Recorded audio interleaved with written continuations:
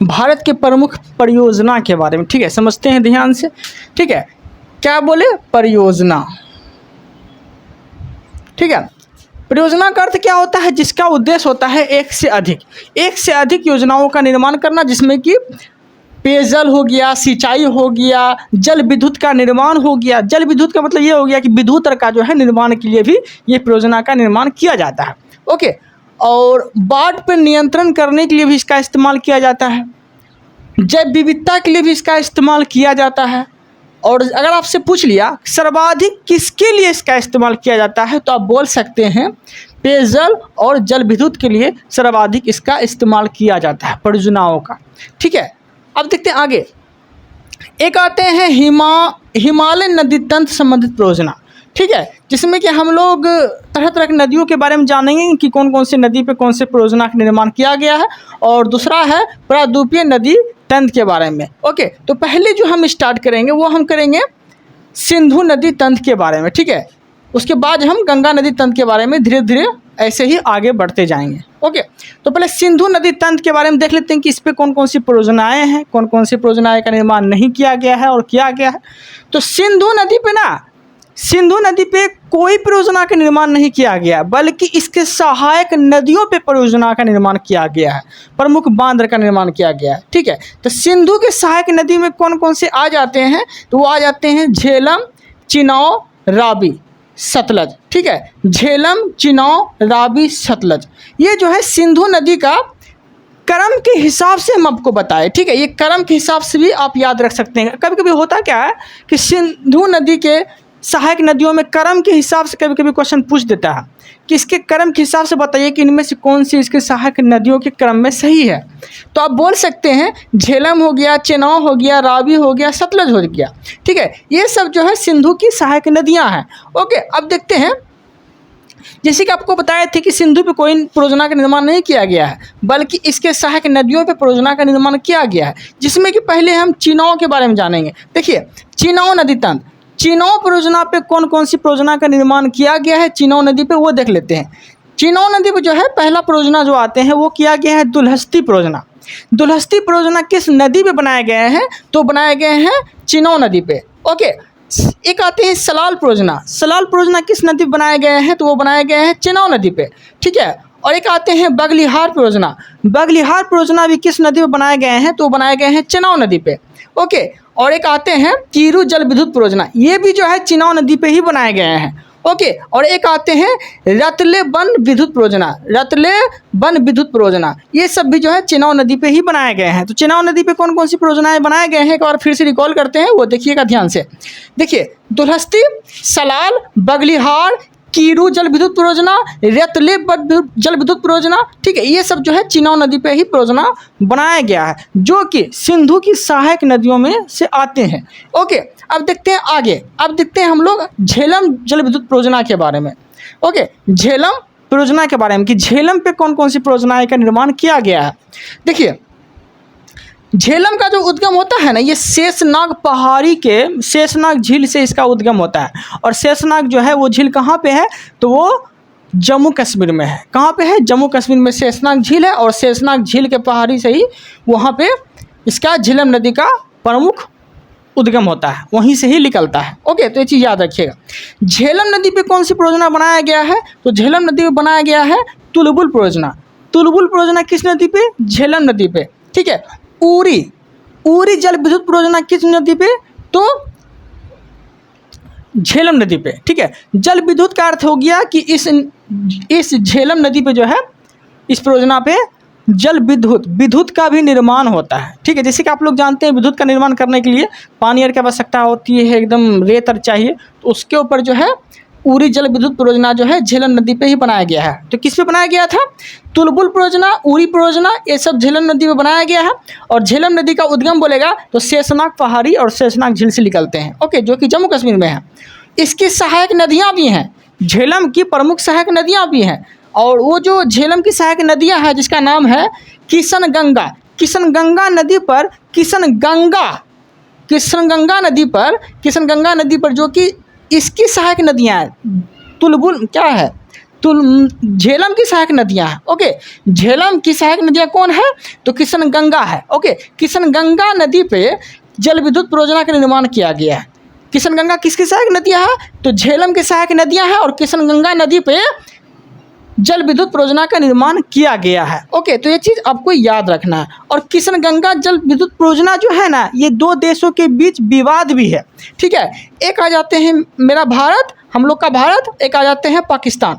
पाकिस्तान और भारत के बीच जो है विवाद का कारण भी बनता है कौन? किशन गंगा जल विद्युत परियोजना। दो देशों के बीच विवाद भी है, तो ये चीज़ याद रखिएगा। ओके, अब देखते हैं रावी। रावी नदी पे कौन कौन सी परियोजना का निर्माण किया गया है? ओके, देखिए, समझते हैं ध्यान से। रावी जो है ये हिमाचल प्रदेश में, रावी हिमाचल प्रदेश में, हिमाचल प्रदेश निकलती है, हिमाचल प्रदेश में ही पड़ता है। और हिमाचल प्रदेश में जो है रावी नदी पे चापेरा, ठीक है, चापेरा जल विद्युत परियोजना का निर्माण किया गया है। रावी नदी पे चापेरा जल विद्युत परियोजना का निर्माण किया गया है। और रावी नदी पे जो है थीन बांध का भी निर्माण किया गया है। रावी नदी पे थीन बांध का भी निर्माण किया गया है। और आपसे अगर पूछ लिया कि थीन बांध का वर्तमान नाम क्या है, तो आप बोल सकते हैं वर्तमान नाम क्या है? तो महाराजा रणजीत सिंह बांध। ठीक है, महाराजा रणजीत सिंह बांध जो है थीन बांध का वर्तमान नाम है। ठीक है, आधुनिक नाम है। तो ये सब चीज़ आपको याद रखना है। ओके, अब देखते हैं आगे। अब देखते हैं सतलज परियोजना। सतलज परियोजना जो है ये, इस पर कौन कौन सी बांध का निर्माण किया गया है वो देख लेते हैं। देखिए, सतलज परियोजना यह जो है हिमाचल प्रदेश, यह हिमाचल प्रदेश यह नदी प्रवेश करती है। ठीक है, सतलज जो है हिमाचल प्रदेश से यह नदी प्रवेश करती है और हिमाचल प्रदेश से होते हुए भारत में आके वो प्रवेश करती है। मतलब कि प्रमुख राज्यों में अगर बोलेंगे कि किस राज्य से होके प्रवेश करती है, तो हिमाचल प्रदेश से ये प्रवेश करती है और भारत में आके वो मिलती है। ठीक है, मतलब भारत में प्रवेश करने का कारण है कि हिमाचल प्रदेश से होके वो आते हैं। ओके, अब देखते हैं आगे। हिमाचल प्रदेश में ही झाकरी परियोजना है। हिमाचल प्रदेश जो में कौन सी परियोजना है? नाथपा झाकरी परियोजना है, जो कि किस नदी पे बनाए गए हैं? तो बनाए गए हैं सतलज नदी पे। ठीक है, नाथपा झाकरी जल विद्युत परियोजना जो है वो किस नदी बनाए गए हैं? सतलज नदी पे बनाए गए हैं। ओके, और एक आते हैं भाखड़ा नंगल बांध। भाखड़ा नंगल बांध जो है पंजाब में ही एक निर्मित बांध है। कहाँ पे है भाखड़ा नंगल बांध? तो पंजाब में ही एक निर्मित बांध है। वो सब चीज़ याद रखिएगा जो कि सतलज नदी पे बनाए गए हैं। ओके, आगे आते हैं भाखड़ा नंगल बांध। ठीक है, भाखड़ा नंगल बांध जो है किस राज्य की संयुक्त परियोजना है? ठीक है, एग्जाम में क्वेश्चन आपसे पूछेगा कि भाखड़ा नंगल बांध जो है किस राज्य की प्रमुख संयुक्त परियोजना है, किस किस राज्य की? तो आप बोल सकते हैं राजस्थान, हरियाणा, वो पंजाब। ठीक है, राजस्थान, हरियाणा और पंजाब की संयुक्त परियोजना है। कौन? तो भाखड़ा नंगल बांध। तो ये सब चीज़ आपको याद रखना है। ओके, अब देखते हैं आगे।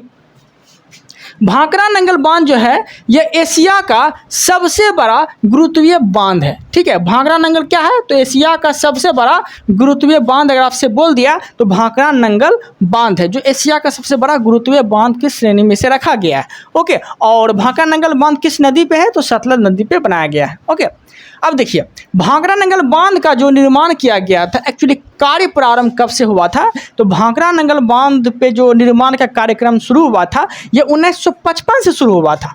कब से शुरू हुआ था? 1955 से ये कार्य करना ये शुरू किया गया। ठीक है, और इसका पूर्ण कब हुआ? तो पूर्ण 1962 में हुआ। शुरू किया गया 1955 में, पूर्ण 1962 में हुआ। लेकिन 1962 में इसका उद्घाटन नहीं किया गया, बल्कि 1963 में इसका उद्घाटन जो है जवाहरलाल नेहरू, जो देश के भारत देश के प्रथम प्राइम मिनिस्टर थे, जवाहरलाल नेहरू के माध्यम से 1963 में भाखड़ा नंगल बांध का यह निर्माण किया गया, जो कि एशिया का सबसे बड़ा गुरुत्वीय बांध है और सतलज नदी पे बनाया गया है। ओके, ये चीज़ याद रखिएगा। देखिए, भाखड़ा बांध बोलेगा तो हिमाचल प्रदेश में, भाखड़ा बांध बोलेगा तो हिमाचल प्रदेश में है। ठीक है, और भाखड़ा बांध बोलेगा सिर्फ तो हिमाचल प्रदेश, और नांगल बोलेगा तो ये पंजाब में है। भाखड़ा हिमाचल प्रदेश, नांगल पंजाब में है। ये सब चीज़ याद रखिएगा। ओके, और मिलके क्या बनते हैं? भाखड़ा और नांगल मिलके क्या बनते हैं? भाखड़ा नंगल बांध बनता है। तो ये सब चीज़ आपको याद रखना है, छोटा छोटा चीज़। भाखड़ा बांध सिर्फ बोल दिया तो हिमाचल प्रदेश, नांगल बांध बोल दिया तो पंजाब, ठीक है। भाखड़ा बांध हिमाचल प्रदेश, नांगल पंजाब, ओके। ये दोनों मिलके भाखड़ा नंगल बांध का निर्माण करता है। तो ये सब चीज़ छोटा छोटा फैक्ट आपको याद रखना है, ओके। आपको मेरे वीडियो के माध्यम से कंटेंट का कोई कमी नहीं मिलेगा, ओके। देखते हैं इसका अगर उपनाम पूछ लिया, अगर आपसे भाखड़ा नंगल बांध का उपनाम पूछ लिया, आधुनिक नाम क्या हो जाता है, तो इसका आधुनिक नाम जो है भारत में नवीन मंदिर कहा गया है, ठीक है। भारत का नवीन मंदिर। आपसे क्वेश्चन पूछेगा कि भारत का नवीन मंदिर किसे बोला गया है, तो आप बोल सकते हैं भाखड़ा नंगल बांध को भारत का नवीन मंदिर बोला गया है, ओके। ये सब चीज़ याद रखिएगा। सतलज नदी की सहायक नदी, ठीक है। आप देखते हैं सतलज नदी की सहायक नदी। अभी तक तो हम देख रहे थे भाखड़ा नंगल बांध के बारे में, जो कि सतलज नदी पे बनाया गया है। अब हम देखने वाले हैं सतलज नदी की सहायक नदी पे कौन से बांध बनाए गए हैं। तो सतलज नदी की सहायक नदी कौन है, तो ब्यास नदी है। ब्यास किसकी सहायक नदी है, तो सतलज नदी की सहायक नदी है। और ब्यास नदी पे कौन से बांध बनाए गए हैं, तो बनाए गए हैं हरिके बैराज। हरिके बैराज किस नदी पे बनाए गए हैं, तो ब्यास नदी पे बनाए गए हैं। और एक और बांध का निर्माण किया गया है, वो हम आगे देखने वाले हैं, ठीक है, ओके। सतलज नदी की सहायक नदी जो है ब्यास नदी, और ब्यास नदी पे जो है हरिके बैराज का बांध का निर्माण किया गया है, ओके। जो सतलज नदी में जाके फिर दोबारा से वो मिल जाती है, ठीक है। यहाँ कंटेंट समझने का प्रयास करिएगा। सतलज नदी की सहायक नदी ब्यास नदी है, ठीक है। और ब्यास नदी पे हरिके बैराज का निर्माण किया गया, हरिके बैराज बांध का निर्माण किया गया है। और यही हरिके बैराज बांध जो है बाद में जब बन जाते हैं तो फिर से ये सतलज नदी में वो जाके मिल जाते हैं, ओके। तो ये सब चीज़ आपको याद रखना। अब देखिए, अब हम देखने वाले हैं ब्यास नदी। ब्यास नदी पे कौन सा और बांध है, तो ब्यास नदी पे जो है बाडोर, देहर, ठीक है, बाडोर, फिर से बोल देते हैं, ब्यास नदी पे जो है पाडोर, ठीक है, पाडोर और देहर। पाडोर और देहर बांध कहाँ पे है, तो ब्यास नदी पे बनाए गए हैं। और पाडोर और देहर बांध है कहाँ पे, किस राज्य में, तो हिमाचल प्रदेश में है, ठीक है। कहाँ पे है, ब्यास नदी पे दो बांध बनाए गए हैं, पाडोर और देहर। ये पाडोर और देहर कहाँ पे है, तो हिमाचल प्रदेश में है। ये सब चीज़ आपको याद रखना है, ओके। और एक है पोंग बांध। पोंग बांध का निर्माण किस नदी पे किया गया है, तो ये भी जो है ब्यास नदी पे ही किया गया है। पोंग बांध का निर्माण ब्यास नदी पे किया गया है। और पोंग बांध भी कहाँ पे है, तो हिमाचल प्रदेश में है, ओके। और एक चीज़ याद रखिएगा, ये सभी जो है ना जल विद्युत परियोजना है, ठीक है। कहने का अर्थ ये हो गया, पाडोर, देहर और पोंग बांध, ये तीनों पे जो है जल विद्युत परियोजना का निर्माण किया जाता है। जल विद्युत का मतलब ये हो गया कि बिजली तैयार किया जाता है ये तीनों बांध पे, ओके। अब देखते हैं आगे। अब देखने वाले हैं हम लोग गंगा नदी तंत्र के बारे में। गंगा नदी तंत्र के बारे में हम लोग देखने वाले हैं, ओके। अब समझते हैं ध्यान से। गंगा नदी तंत्र में आपको एक देखने को मिलेगा टिहरी बांध। टिहरी बांध परियोजना जो है वो किस नदी के संगम पे बनाया गया है, तो आप बोल सकते हैं भागीरथी और भिलंगना नदी के संगम पे जो है टिहरी बांध का निर्माण किया गया है, जो कि उत्तराखंड में पड़ता है। कहाँ पड़ता है, उत्तराखंड में पड़ता है, ओके। टिहरी बांध कहाँ पड़ता है, उत्तराखंड में पड़ता है। ये सब चीज़ याद रखिएगा, जो कि ये भारत में सबसे ऊंची बांध की श्रेणी में इसे रखा गया है। भारत का सबसे ऊंचा बांध टिहरी बांध, जो कि भागीरथी और भिलंगना नदी के संगम पे बनाया गया है, संयुक्त परियोजना है, ओके। और इसकी ऊंचाई अगर पूछ लिया, ठीक है, टिहरी बांध की ऊंचाई अगर पूछ लिया तो कितना हो जाता है, 26.5 मीटर। 26.5 मीटर इसकी ऊंचाई है, ये चीज़ याद रखिएगा। अब देखिए, वर्ष 1972 में इसका नाम का प्रस्ताव को मंजूरी मिला था, ठीक है। ये सब बांध का अब निर्माण होना चाहिए। किस बांध का, टिहरी बांध का निर्माण जो है प्रस्ताव पारित हुआ था कब, तो 1972 में इसका प्रस्ताव पूर्ण निर्माण जो है प्रस्ताव पारित हुआ। लेकिन हुआ क्या, इस पे कुछ दिन के लिए रोक लग गया था। रोक क्या लग गया था कि 1974 में एक चिपको आंदोलन, कहीं ना कहीं जो चिपको आंदोलन का जो नेतृत्व कर रहे थे वो सुंदरलाल बहुगुणा कर रहे थे 1974 में, ठीक है। जब ये बांध बनाया जाता है तो वृक्ष को काट के बांध बनाया जाता है, तो बीच में ना एक आंदोलन हो गया था। और उस आंदोलन का नेतृत्व कौन कर रहे थे, सुंदरलाल बहुगुणा कर रहे थे। वो पेड़ में जाके चिपक जा रहे थे, ठीक है, और बोल रहे थे कि मत काटो पेड़ को, ठीक है, मत काटो पेड़ को। इस तरह से वो चिपक जा रहे थे। इसीलिए जो है वहाँ पे बीच में जो है टिहरी बांध पे रोक लगा दिया गया था, ठीक है। 1974 में आंदोलन होने के बाद, 1974 में चिपको आंदोलन होने के बाद जो है इस पे रोक लग गया था। जब इस पे रोक लग गया तो कुछ दिन के बाद इसके ऊपर रोक लग जाने के बाद जो है फिर से वो स्टार्ट कब हो गया, पूर्ण कब हो गया बन के, तो ये हो गया 1978 में। ठीक है, अब समझिए ध्यान से, टिहरी बांध का प्रस्ताव पारित हुआ 1972 में।